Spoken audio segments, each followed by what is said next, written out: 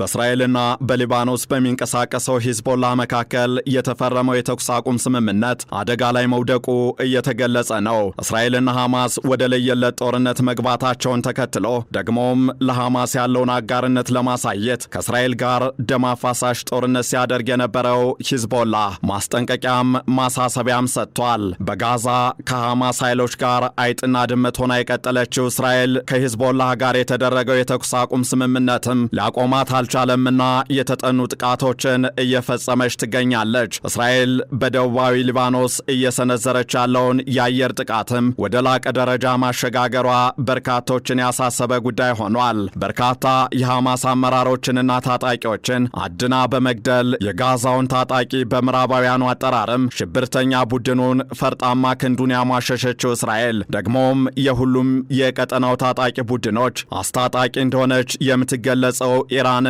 በ12 ቀናት ጦርነት ያወደመችው እስራኤል ከመቼውም ጊዜ በተለየ መልኩ በትላንትናው ዕለትም በ3 የሊባኖስ ከተሞች ላይ የአየር ጥቃቶችን ሰንዝራለች። ከዚያም አልፎ የእስራኤል የጦር አውሮፕላኖች በሊባኖሷ ዋና ከተማ ቤሩት ዳርቻዎች ሳይቀር በዝቅተኛ የበረራ ከፍታ ሲቃኙ መዋላቸውም የሀገሪቱን አመራሮች ዜጎችንና ዓለም አቀፍ ተቋማትንም ያስደነገጠ ሆኗል። ይህንና ተያያዥ ጉዳዮችን በዕለቱ የዓለም አቀፍ ትንታኔ ዝግጅታችን ልንመለከት ወደድን። ከዓለም አቀፍ የትንታኔ ዘገባ ዝግጅቱ ጋር ታሪኩ ጋሹ ነኝ። የቀድሞው የአሜሪካ ፕሬዝደንት ጆ ባይደን የአደራዳሪነት ውጤት እንደሆነ የሚገለጸው የእስራኤልና የሂዝቦላ የተኩስ አቁም ስምምነት አሁን ላይ አደጋ ላይ መውደቁ እየተገለጸ ነው። ለዚህ ምክንያቱ ደግሞ እስራኤል ከመቼውም ጊዜ በተጠናከረ መልኩ በ3 የሊባኖስ ከተሞች ላይ በትላንትናው ዕለት ጥቃቶችን መሰንዘሯ ነው። በአውሮፓውያኑ አቆጣጠር ሴፕቴምበር 27 2024 ወይም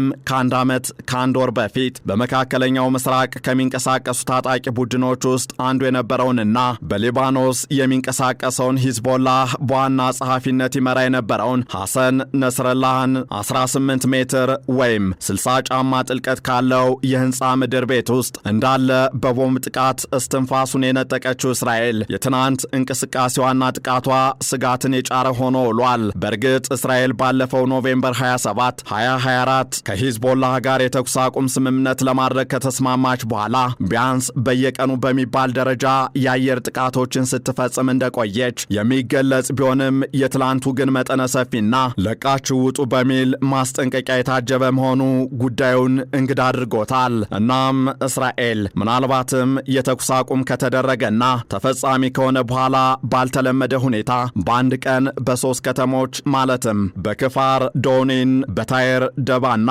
በዛታውር አልሻቅሪያ ከተሞች የቦምብ ቋጥኞችን በተምዘግዛግ የጦር ጀቶቿ እያዘነበች ሕንፃዎችን ስታወድም ውላለች።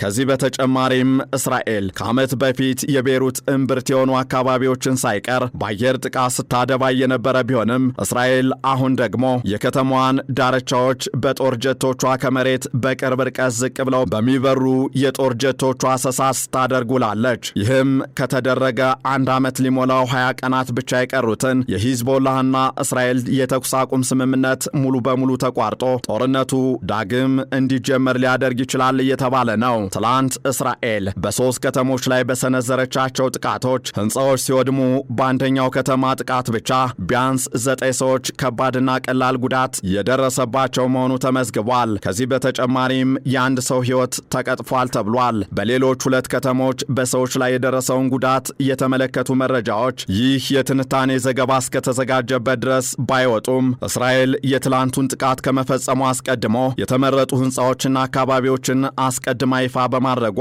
ለጉዳቱ መቀነስ መጠነኛ ጠቀሜታ እንደነበረው ተገልጿል።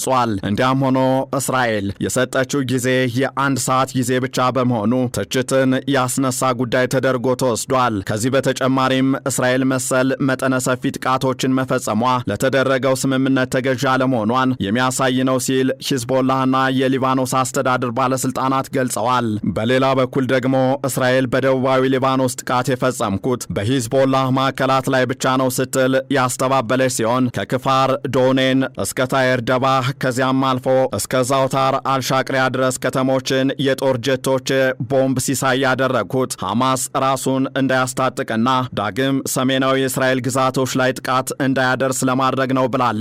በሌላ በኩል ደግሞ ሂዝቦላህ እስራኤል ለተኩስ አቁም ለስምምነቱ የማትገዛ ከሆነና ጥቃቷን የማታቆም ከሆነ ሀገራችንን ከጥቃት የመከላከል ሕጋዊ መብት አለን ሲል ሊባኖስን ለመጠበቅ ከእስራኤል ጋር ፍልሚያ ውስጥ ሊገባ እንደሚችል አስታውቋል። በእርግጥ ባለፈው ዓመት በተደረገው ስምምነት መሰረት እስራኤል ሰራዊቷን ከሊባኖስ ልታስወጣ፣ ሂዝቦላህም ትጥቁን ሊያወርድ እንዲሁም በሊባኖስ ያለውን የጸጥታ ሁኔታም የሊባኖስ መንግስት የጸጥታ ኃይልና የተባበሩት መንግስታት ድርጅት ሰላም አስከባሪ ኃይሎች ወይም በምህጻረ ቃሉ ዩኒፊል እንዲቆጣጠሩ ተወስኖ ነበር። ሆኖም ሂዝቦላህ አሁንም እስራኤል ጥቃቷን አላቆመችም፣ ከሊባኖስም አልወጣችም በማለት ትጥቄን አልፈታም ሲል ገልጿል። እስራኤል ደግሞ በአንጻሩ ሂዝቦላህ መሳሪያውን ሳያስቀምጥ ጥቃቴን አላቆምም፣ ከሊባኖስም አልወጣም በማለት በ5 አካባቢዎች ኃይሏን እንዳሰፈረች ትገኛለች። እናም የትላንቱ ጥቃት በእንደዚህ አይነት ሁኔታ ውስጥ የሚገኙትን ሂዝቦላህንና እስራኤልን ዳግም ወደ ለየለት ጦርነት ውስጥ እንዳያስገባ